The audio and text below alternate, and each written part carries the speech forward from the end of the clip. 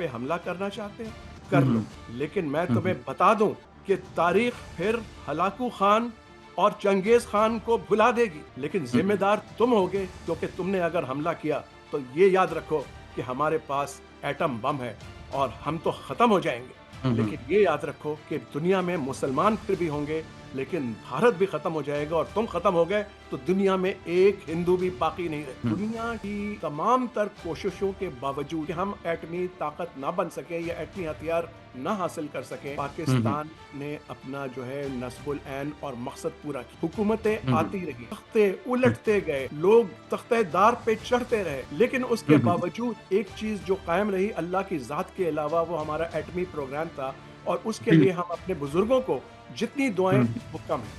अस्सलाम वालेकुम नाज़रीन, मोहम्मद कज़ाफ़ी एक मतलब फिर हाज़िर है नया दौर के प्लेटफ़ॉर्म से। नाज़रीन, जिस तरह का आज 28 मई है और यौम तकबीर का दिन है और ये वो ख़ास दिन है जिस दिन पाकिस्तान एटमी ताकत बना और पाकिस्तान ने कामयाब एटमी धमाके किए चागी के मुकाम पर। इसी हवाले से आज हमारे साथ मौजूद हैं एसएम हाली साहब। इनसे हम जानेंगे कि ये जो पाकिस्तान एटमी ताकत बना, इसके पीछे कितनी जद्दोजहद थी पाकिस्तान की लोगों की, पाकिस्तान की अवाम की, किस तरह की कुर्बानियाँ दी और किस तरह इसको कामयाब किया गया। अस्सलाम वालेकुम हाली साहब, क्या हाल है? वालेकुम अस्सलाम, अल्हम्दुलिल्लाह। हाली साहब, बताएँ सबसे पहले कि जो हम आज एटमी पावर इस्लामिक कंट्रीज़ में पहला मुल्क है जो एटमी पावर है और इसके पीछे कितनी जद्दोजहद थी, किस तरह बने और इसने हमें कितना अब तक प्रोटेक्ट किया? वैसे तो अल्लाह की ज़ात ही प्रोटेक्ट करने वाली, लेकिन इससे हमें कितने जिस तरह अभी रिसेंटली भी एक इंडिया पाकिस्तान के दरमियान एक जंग की सूरत-ए-हाल बनी और उसमें भी इसी की वजह से एक इंटरनेशनल कम्युनिटी शामिल हुई। इस सब के हवाले से आज हमें बताएँ कि इस हवाले से। बहुत शुक्रिया। देखिए, नया दौर की वसातत से मैं आपको कुछ चीज़ें, तारीख़ की कुछ बातें दोहराना चाहता हूँ, जो कि शायद आपके नाज़रीन के इल्म में ना हो। ये पुरानी हुँ, बातें हुँ। हैं, लेकिन हमें जानना बहुत ज़रूरी है क्योंकि सबक मिलता है और इससे हुँ, ये हुँ। भी पता चलता है कि हमारा असल में जो मकसद था, हुँ, हुँ। न्यूक्लियर आप ताकत की बात कर रहे हैं, मैं अपने आप को पूरी तरह न्यूक्लियर ताकत नहीं समझता हूँ। मैं समझता हूँ कि हमारे पास न्यूक्लियर जो है असासे आ गए और उसकी वजह हुँ, हुँ। से और अल्लाह ताला की मेहरबानी से हम अब तक बचे हुए हैं। लेकिन इसकी असल वजह ये थी कि सबसे पहले तो आपको जो है ना दाद तहसीन देना चाहिए ज़ुल्फ़िकार अली भुट्टो को। ये उनका हुँ, हुँ। ख्वाब था और उन्होंने हुँ, हुँ। कह दिया था कि हमने एटमी ताकत बनना है और उसके लिए उनको बहुत से जो है पापड़ बेलने पड़े और हुँ, आखिर हुँ। में अपनी जान से भी हाथ धोना पड़ा। लेकिन हुँ, हुँ। बात सिर्फ यही नहीं है। हुँ, सारी हुँ। दुनिया जो है वो हमारे पीछे हुँ, पड़ी हुँ। हुई थी क्योंकि जो लफ्ज़ आपने शुरू में इस्तेमाल किया और जिसके ऊपर बाद में हम बदनामी का भी नाम बने, लोगों ने कहना शुरू कर दिया इस्लामी बम और फलाँ बम, हालाँकि भारत ने हमसे हुँ, पहले एटमी धमाका कर दिया था पोखरा में हुँ, हुँ। 1974 में। उसको हुँ, तो हुँ। किसी ने हिंदू बम नहीं कहा या इज़राइल के बम को यहूदी बम नहीं कहा या अमेरिकी या हुँ, उसको हुँ। क्रिश्चियन बम नहीं कहा, लेकिन पाकिस्तान के बम को इस्लामी बम का नाम दे करके बदनाम करने की कोशिश की, हम पे तरह-तरह की हुँ, पाबंदियाँ लगी। अब मैं हुँ, आपको हुँ। थोड़ा-सा ये बता दूँ कि खुशआइंद बात ये है कि हुँ, हुँ। दुनिया की जो है ना तमाम तर कोशिशों के बावजूद, साज़िशों के बावजूद कि हम एटमी ताकत ना बन सके या एटमी हथियार ना हासिल कर सकें, हुँ, हुँ। पाकिस्तान ने अपना जो है नस्बुल ऐन और मकसद पूरा किया।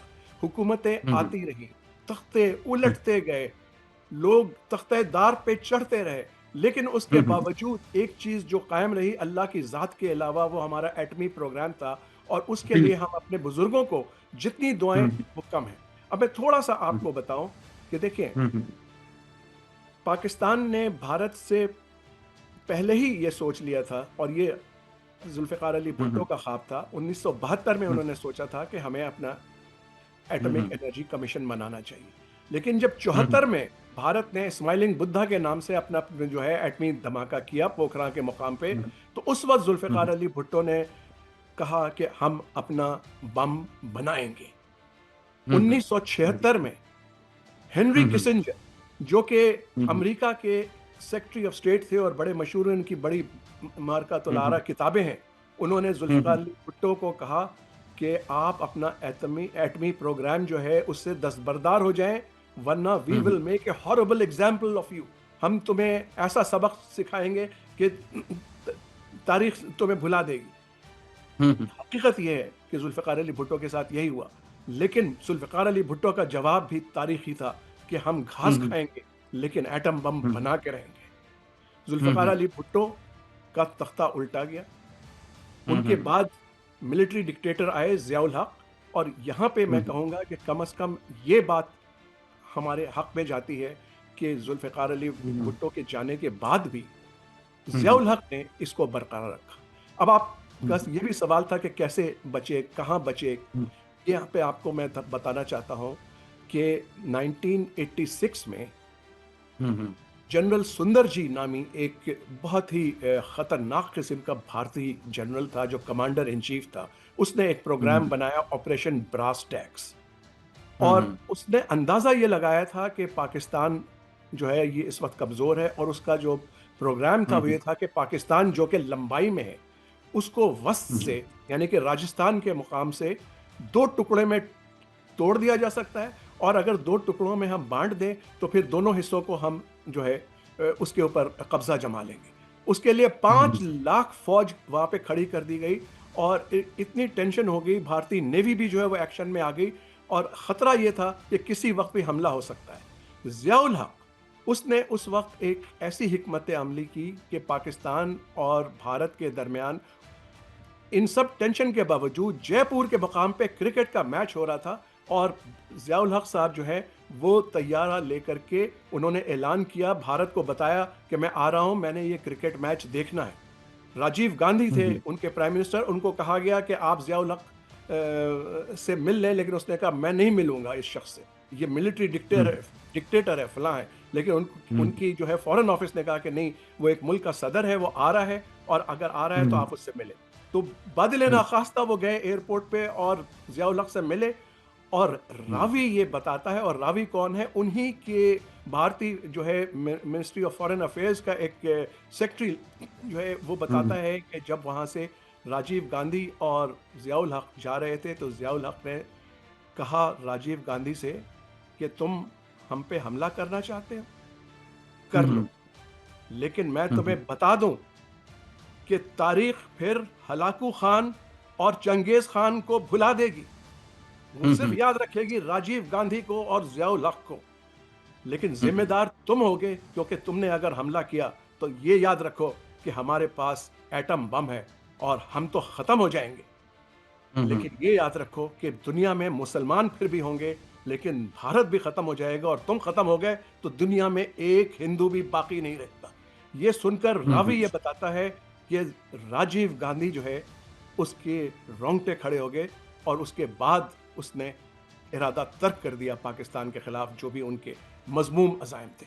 ये पहला मौका है। हुँ, हुँ। हालाँकि उस वक़्त तक हुँ, पाकिस्तान ने ऐलान नहीं किया था, और ये उन्होंने हुँ। मीडिया के सामने नहीं की, लेकिन राजीव गांधी की, और पैगाम वहाँ पे पहुँच गया, और भारत उस वक़्त जो है वो डर गया। लेकिन उसके मज़मूम इरादे, जैसा मैंने कहा, ख़त्म नहीं हुए। वो हमेशा से हमारे हुँ, खिलाफ जो है तहरीकें चलाता रहा है। ज़ियाउल हुँ, हक हुँ। का भी जो अंजाम हुआ आप जानते हैं। मैं हुँ, नहीं हुँ। कहता डायरेक्टली इसलिए, लेकिन अमेरिका ने पाकिस्तान को इस्तेमाल किया। जब सोवियत यूनियन जो है उसने हमला किया अफ़गानिस्तान के ऊपर, उस हुँ, वक़्त हुँ। उससे ज़रा-सा पहले प्रेसलर अमेंडमेंट आया। सेनेटर लैरी प्रेसलर जो हैं वो हुँ, अमरीकी सेनेट के थे। उन्होंने एक अमेंडमेंट निकाला जिसके तहत पाकिस्तान के ऊपर सैंक्शंस लगने थे हमारे जो है एटमी प्रोग्राम के मुतालिक।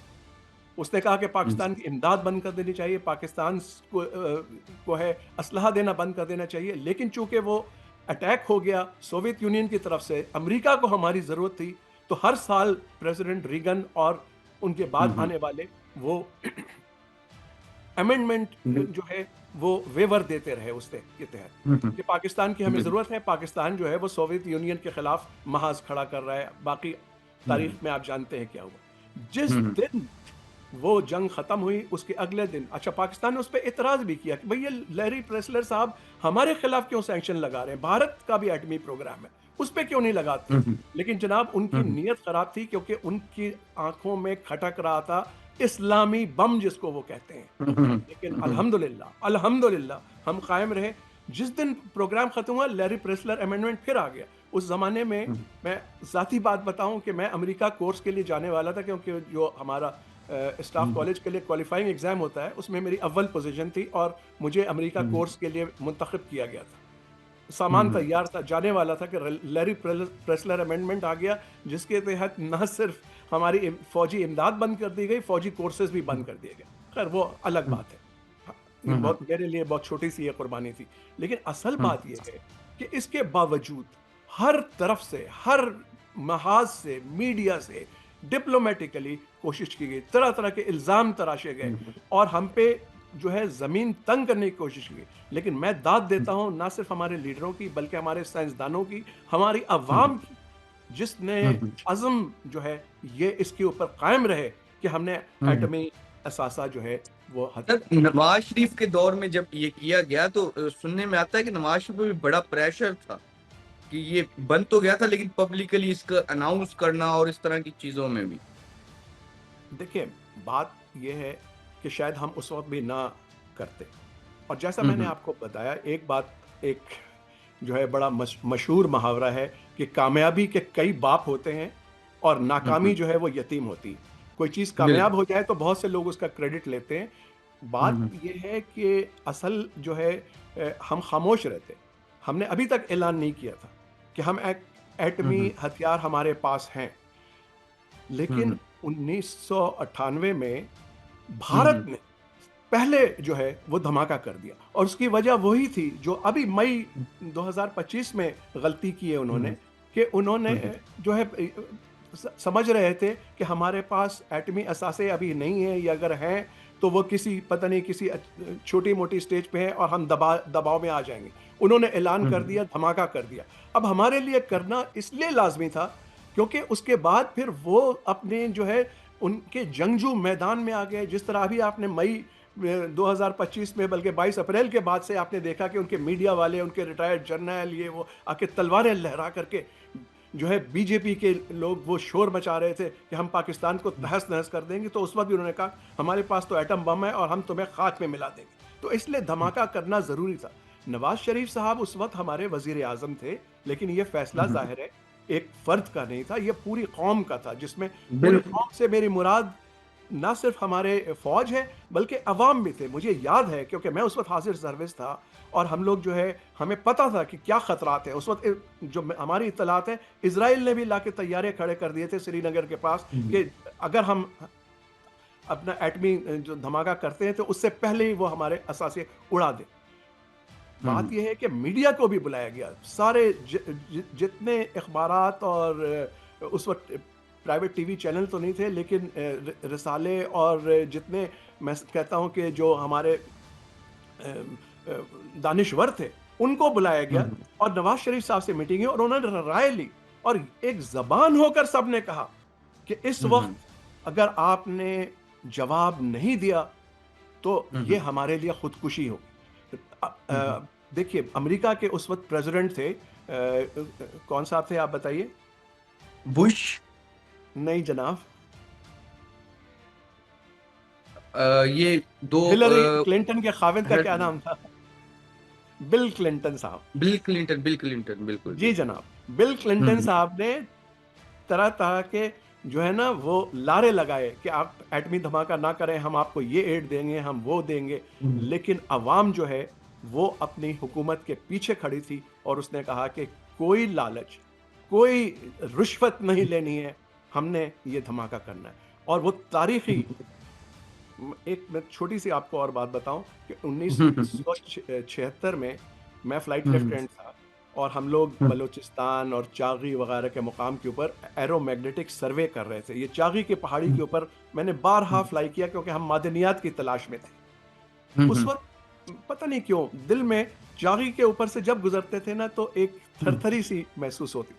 लेकिन मुझे नहीं मालूम था कि 1998 में वही चागी का पहाड़ जिसके ऊपर से मैं मुसलसल परवाज कर रहा था मादनियात की तलाश में, वो इस तरह से एक सुर्ख और सफेद जो है धमाके के तौर पे, और वो तस्वीर हम सब के जहनों में सब्त है। कि वही वक्त था जब हमने अल्लाह अकबर कह करके नारे तकबीर बुलंद किया और एटमी धमाका कर दिया। उसके बाद हमने मुड़ के नहीं देखा। फिर भी साजिशें हो रही हैं, होती रहती हैं, लेकिन बिल्कुल। अल्हम्दुलिल्लाह अल्लाह पाकिस्तान को कायम रखे, अल्लाह हमारे एटमी प्रोग्राम को कायम रखे। अच्छा, बिल्कुल, ये तो आपने पूरी दास्तान सुना दी किस तरह बना और कितनी मुश्किलात थी और किस तरह अमेरिका हर पूरी दुनिया से प्रेशर आया। लेकिन इन सब के बावजूद पाकिस्तान ने एटमी धमाके किए और इसमें सुरखरू हुआ। लेकिन अभी हमारे लिए कितना इम्पोर्टेंट है जिस तरह अभी कुछ अरसे पहले जो एक पाकिस्तान और इंडिया के दरमियान एक जंग की कैफियत बन गई थी। क्यों इंटरनेशनल दुनिया इसमें इन्वॉल्व हुई? बहुत से माहिरीन का कहना है कि अगर एटमी बॉम्ब ना होता तो शायद इंडिया पे इतना प्रेशर ना आता टेबल पे बिठाने के लिए जितना ये एटम बॉम्ब पाकिस्तान के पास एटमी हथियार होने की वजह से आया है। आपकी क्या राय है इस? गद्दाफी, मैं थोड़ी सी तस्हीह करूंगा। उसकी वजह यह है कि हमारा जी, जी। एटमी प्रोग्राम जो है वो एक तरह से हमारे गले का तौक भी बन गया। गले का तौक हुँ, इस तरह बन हुँ, गया कि इतने हमारे एटमी असासों के ऊपर बाहर से हमले हुए हैं। मैंने खुद देखा है और मैं इसका हिस्सा रहा हुँ, हूँ, इसके दफ़ा के लिए, इसके बचाव के लिए, और मुझे नज़र आ रहा है। फिर ये कि बाहर मैंने सेमिनार्स हुँ, अटेंड किए हैं, बाहर के मुल्कों में बड़े-बड़े जो है ना, ख़ास तौर पे अमेरिका में ब्रूस रेडल नामी एक शख्स है जो कि सीआईए का भी ऑपरेटिव रहा है और रीगन का और बुश का सबका वो जो है वो दफ़ाई माहिरीन में शामिल था। हुँ, हुँ, किताबों में वो लिखता है कि ये जो अफ़गानिस्तान के मुजाहिदीन हैं, तहरीक तालिबान पाकिस्तान वाले लोग हैं, ये आकर के पाकिस्तान के एटम बम चुरा के ले जाएंगे और उसके बाद फिर वो दुनिया को हुँ, यरका देंगे। ऐसा नहीं है। उनको, हालांकि वो इतने समझदार लोग हैं, एटम हुँ, बम कोई ब्रीफ केस नहीं है, एटम बम कोई टेनिस हुँ, की गेंद नहीं है कि आप हुँ, बगल में दबा करके जाएं और हुँ, चोरी हुँ, करके ले जाएं। इसी वजह हुँ, से अल्हम्दुलिल्लाह हुँ, पाकिस्तान के एटमी जो प्रोग्राम है उसके साथ साथ पाकिस्तान ने अपने एटमी प्रोग्राम के दिफा का बड़ा मजबूत और बहुत ही मजबूत जो है इदारा कायम किया हुआ है, जो कि भारत से बेहतर है। लेकिन हुँ, हमारे ऊपर इल्ज़ामात लगते रहते हैं, हमारे ऊपर जो है दहशतगर्दी के भी जो है ना हुँ, वाक़यात कराए जाते हैं, ये कह के कि देखिए यही तो दहशतगर्द है, ये आपका एटम बम ले जाएँगे और दुनिया को जो है हुँ, वो मुतज़लज़ल कर हुँ, देंगे। असल बात ये है कि पाकिस्तान ने उससे कहीं आगे बढ़ के ये जो आप बिल्कुल। 2025 की जो बात कर रहे हैं मई की, तो उसमें भारत ने कोशिश ये की कि वो हमें कोई गलती करने पे मजबूर करे कि हम अपने एटमी हुँ, हुँ, प्रोग्राम को जो है ना हरकत में ले आए। हमने हुँ, बात हुँ, ज़रूर की, बिल्कुल। हमने कहा कि अगर हमें मजबूर किया, दीवार से लगाया गया, हुँ, तो हम मजबूर होंगे इस्तेमाल करने हुँ, के। लेकिन असल जो चीज़ बिल्कुल। हमारे काम आई है, वो हमने इसका भी तोड़ निकाल लिया है, और वो तोड़ क्या था कि हमने पा साइबर हमला किया भारत के ऊपर, जिससे कि हमने हुँ, हुँ, भारत को और ख़ास तौर पर नरेंद्र मोदी और उसके गुंडों को हिला के रख दिया, क्योंकि पूरा का पूरा जो है शुमाली भारत, उसके एयरफोर्स के बेसेस, हुँ, उसकी एयरलाइंस, उसके रेलवेज, उसके बिजली, उसके प्राइम मिनिस्टर हाउस का, उनके इलेक्शन सेल के सारे राज उनके हमने खोल दिए। और उनको जो है हुँ, हुँ, उ उनके जो ऑपरेटर्स थे, वो खाली स्क्रीनों के सामने तक रहे थे, उनको पता ही नहीं था कि हुआ क्या। और हमने उनको बता दिया कि हुँ, एटमी बिल्कुल। एटमी जो है हथियार के अलावा भी हमारे पास तदाबीर है। अब भारत जागा है, और अगर आप कह रहे हैं कि दुनिया जो है हरकत में आई, क्योंकि उससे पहले अपना वाइस प्रेसिडेंट जो थे अमेरिका के, जेडी वांस साहब ने कह दिया था हुँ, कि हुँ, हमें तो कोई खदशा नहीं है, जेडी बैंक। एटमी जंग नहीं होगी। हुँ, हुँ, मोदी साहब तो बिल्कुल। अच्छा सर। मोदी साहब सख्ते में उस वक्त आए जबकि हर चीज जो है उनकी साकित हो गई थी। उनको पता लग गया कि ये तो हमारे साथ हाथ हो गया है। अब वो इसके बाद भी और मक्कारियां करेंगे, बिल्कुल, चालाकियां करेंगे, लेकिन हम तैयार हैं इंशाल्लाह। बिल्कुल। अच्छा सर, मैं नाज़रीन की नॉलेज के लिए इसमें एक चीज़ जो आपसे स्पेशल पूछना चाहता हूँ वो ये है कि अगर बिलफ़र्ज़ तो एटमी जंग होने अभी तो मुमकिन नज़र नहीं आता और इस तरह की चीज़ें मुमकिन नहीं। बिलफ़र्ज़ जिस तरह सिंतास मुआहिदे को भारत ने ख़त्म किया, कल को पानियों पे जो लड़ाइयाँ, जंगें होंगी, उसमें अगर कभी ज़रूरत पड़ जाए और कभी हो, ख़दशा भी हो, तो कितनी पावर है दोनों मुल्कों के पास एटमी हथियारों के लिहाज से? पाकिस्तान कितना पावरफुल है, इंडिया कितना पावरफुल है, और कितने इनके पास एटमी मवाद है, और किस तरह इसको थोड़ा सा डिटेल एक्सप्लेन मैं चाहता हूं कि आप कर दें। देखिए, पहली बात तो ये कि लोगों के ज़हन में जो है ना थोड़े से खदशात होते हैं। भारत कहता है कि हमारे पास हम्म 170 बम हैं और आपके पास सिर्फ 150 हैं। हम्म कोई और कह देता है कि आपके हम्म पास 150 हैं और हमारे पास 200 हैं। एटम बम एक काफ़ी होता है, एक काफ़ी होता है। हम्म तादाद की इसमें कोई नहीं है, फ़आल होना चाहिए। हम्म दूसरी बात ये हम्म है कि आपके पास सेकंड स्ट्राइक कैपेबिलिटी होनी चाहिए। सेकंड स्ट्राइक कैपेबिलिटी का क्या मतलब है? मतलब ये है कि अगर आपके ऊपर एटमी हमला हो तो हम्म आपके दुश्मन को यह पता होना चाहिए कि पाकिस्तान के कुछ शहर, कुछ इलाके वो तबाह कर लेंगे, लेकिन हमारे पास ऐसी हम्म चीजें मौजूद हैं जिनसे हम हम्म दोबारा हमला कर सकें। मसलन हम्म हमारी जो आबदोजें हैं हम्म उनमें हमने बाबर 3 मिसाइल नस्ब किए हैं, और अगर हम हम्म उन पे जो है एटमी वॉरहेड जो है उसको एक्टिवेट करके, जिसको कहते हैं मेटिंग, मेटिंग करके अगर हम्म हम आबदोज दूर भेज दें, अगर वो हमला करता है तो हमारे आबदोज भारत के ऊपर हमला करेगी। और यही खदशा है जो उसको डरा करके रखेगा कि हमने हमला नहीं करना है, क्योंकि अगर हमला किया, भारत के पास भी सेकंड स्ट्राइक कैपेबिलिटी हो सकता है हमसे बेहतर हो, लेकिन इसमें हम्म मैंने बताया कि नंबर्स की बात नहीं है। आपको सिर्फ ये डर होना चाहिए। अब शाहीन 3 मिसाइल, उन्होंने झूठ भी बोला कि पाकिस्तान ने शाहीन 3, भाई शाहीन 3 अगर उन्होंने मिसाइल इस्तेमाल किया होता ना तो आज मोदी जिंदा नहीं होता। हम्म 2700 किलोमीटर उसकी रेंज है। लेकिन हम बहुत हम्म जो है ना गयूर अवाम है, ताकतवर अवाम है, लेकिन हमारा एतमाद जो है वो अल्लाह के ऊपर है और अपने जो है क़ुव्वत बाजू पर है। और हम इस्तेमाल उस वक्त करेंगे बिल- अगर आप बिल्कुल हमें पीठ पीठ जो है ना दीवार से लगा दी जाएगी। बिल्कुल नाज़रीन, जिस तरह एहसन हाली साहब है, इनका कहना है कि एटमी हथियार की तादाद की ज़रूरत नहीं, अगर एक ही फ़ाल हो तो वही काफ़ी होता है। और नाज़रीन, बाकी यौम तकबीर आप सबको मुबारक भी हो, एहसन हाली साहब की तरफ से और मेरी तरफ से, और आज बड़ा खुशी का दिन है। नाज़रीन, फ़िलहाल के लिए नया दौर से मोअम्मर क़ज़ाफ़ी को और एहसन हाली साहब को इजाज़त दीजिए। खुदा हाफ़िज़।